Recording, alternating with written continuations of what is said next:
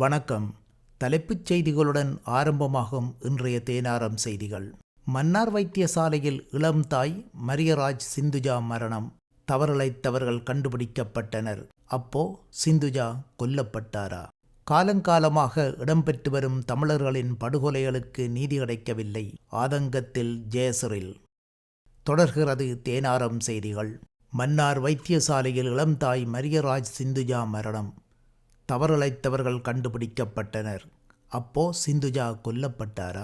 மன்னார் மாவட்ட பொது வைத்தியசாலையில் பட்டதாரியான இளம் தாயான மரியராஜ் சிந்துஜா ஜூலை மாதம் 21 இரத்தப்போக்கின் காரணமாக சிகிச்சை அளிக்காமல் கடமையில் இருந்தவர்களின் கவலையீனத்தால் பரிதாபமாக உயிரிழந்த சம்பவம் இப்போது வடமாகாண சுகாதார அமைச்சின் செயலாளரினால் அமைக்கப்பட்ட சுயாதீன விசாரணைக்குழுவின் விசாரணைகளிலிருந்து கண்டறியப்பட்டுள்ளது.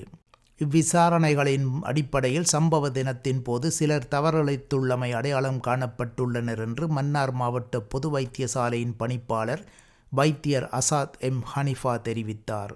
இவ்விடயம் தொடர்பாக அவர் மேலும் தெரிவிக்கையில், மன்னார் தம்பனைக்குளம் பகுதியைச் சேர்ந்த பட்டதாரியான இளம் தாய் ஒருவர் மன்னார் மாவட்ட பொது வைத்தியசாலையில் சிகிச்சை பலனின்றி உயிரிழந்தார்.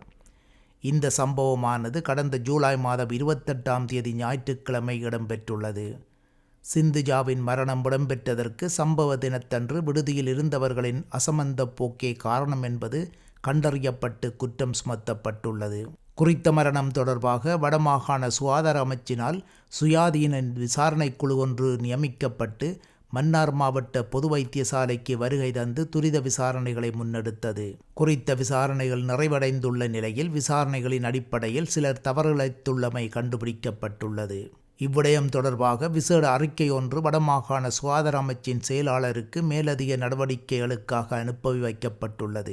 மேலும் மத்திய சுகாதார அமைச்சின் விசாரணை குழு ஒன்று மன்னார் மாவட்ட பொது வைத்தியசாலைக்கு வருகை தந்து விசாரணைகளை முன்னெடுக்க உள்ளது.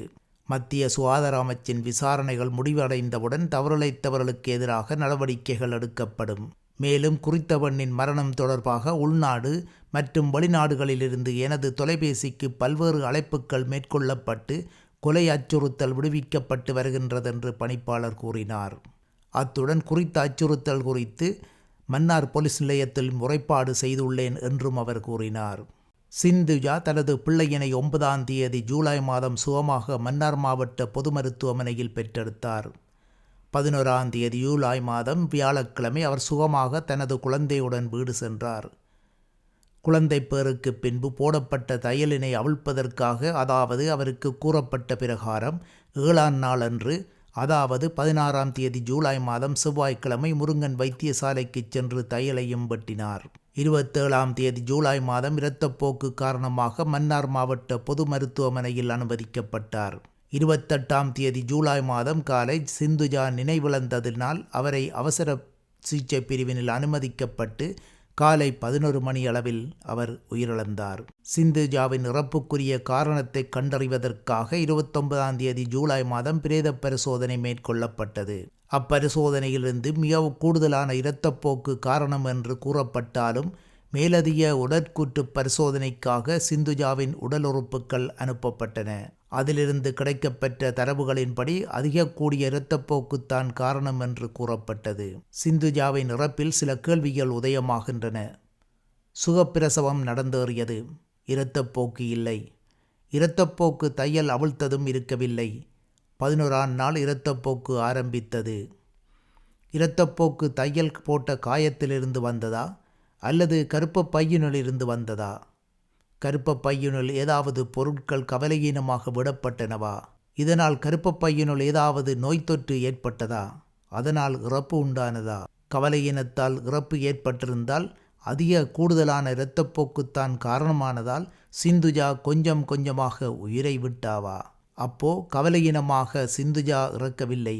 சிந்துஜாவை கொன்றவர்களுக்கு என்னதான் தண்டனை? தொடர்கின்றது தேனாரம் செய்திகள். எமது சேனலை இன்னமும் சப்ஸ்கிரைப் செய்யாதவர்கள் சப்ஸ்கிரைப் செய்ய மறக்காதீங்கள். காலங்காலமாக இடம்பெற்று வரும் தமிழர்களின் படுகொலைகளுக்கு நீதி கிடைக்கவில்லை. ஆதங்கத்தில் ஜெயசிறில். திராய்க்கணி 54 அப்பாவி தமிழர்கள் படுகொலையின் 34வது நினைவேந்தல் நிகழ்வில் உரையாற்றும் போதே காரைதீவு பிரதேச சபையின் முன்னாள் தவிசாளர் கீத் ஜெயசிறில் கூறியதாவது: அவர் மேலும் கூறுகையில், சுதந்திரத்துக்கு பின்னர் திட்டமிட்ட வகையில் 1956 ஆண்டு, 1985 ஆண்டு, 1990 ஆண்டு, 2009 ஆண்டு வரை தமிழ் மக்கள் திட்டமிடப்பட்டு படுகொலை செய்யப்பட்டார்கள். ஆனால் இதுவரை இந்த படுகொலைகளுக்கு நீதியோ நஷ்டஈடோ ஒன்றும் கிடைக்கவில்லை. எல்லா இனத்திற்கும் ஆலயம் என்பது புனிதமான வணக்க ஸ்தலமாகும். ஆனால் அரசாங்கமும் அரசாங்கத்தினால் ஏவப்பட்ட முஸ்லிம் ஊர்காவற்படையினராலும் குறிப்பாக இந்த படுகொலைகள் இலங்கையில் இந்து ஆலயங்களில் தான் அதிகமாக நடந்தேறியது என்பது யாவருக்கும் தெரிந்ததே. இது மட்டுமல்லாது வீரமுனையிலும் ஆலயத்தில் வைத்து நூற்றுக்கணக்கான அப்பாவி தமிழர்கள் சுட்டுக் கொல்லப்பட்டார்கள். இந்த மறக்க முடியாத கசப்பான வரலாற்றின் ஆறாத வடுக்களை நினைவுறுத்துவதுமல்லாமல் எங்கள் அடுத்த சந்ததியினருக்கு நினைவு சின்னங்களாக எடுத்துச் செல்ல வேண்டும். சமகால சந்ததியினர் சுதந்திரமாகவும் நிம்மதியாகவும் வாழ வேண்டும் என்பதற்காக இந்த நிகழ்வுகள் நடைபெறுகின்றன என்றார். மேலும் திராய்க்கேணி படுகொலைகளுக்கான உணர்வுபூர்வ 34வது நினைவு தினம் நேற்று 6ஆம் தேதி செவ்வாய்க்கிழமை முத்துமாரியம்மன் ஆலயத்தில் அனுஷ்டிக்கப்பட்டது.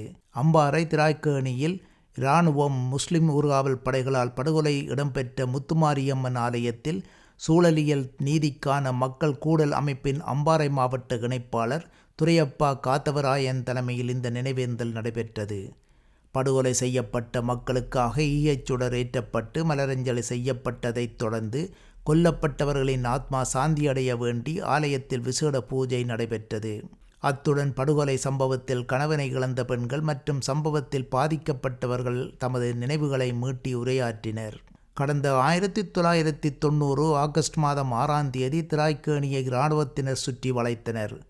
அங்கு நுழைந்த முஸ்லிம் ஊர்காவல் படையினர் மற்றும் குண்டர்கள் முத்துமாரியம்மன் ஆலயத்தில் தஞ்சமடைந்திருந்த 54 பொதுமக்களை சுட்டும் வெட்டியும் கொன்றனர்.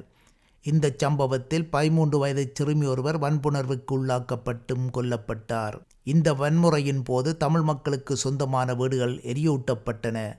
திராய்க்கேணியிலிருந்து இடம்பெயர்ந்து காரைதீவு அகதி முகாமில் தஞ்சமடைந்த பொதுமக்கள் மீண்டும் 4 ஆண்டுகள் கழித்தே அவர்களின் சொந்த இடங்களுக்கு திரும்பினர் என்பதும் குறிப்பிடத்தக்கது. இத்துடன் தேனாரம் செய்திகள் நிறைவு பெறுகின்றது. வணக்கம்.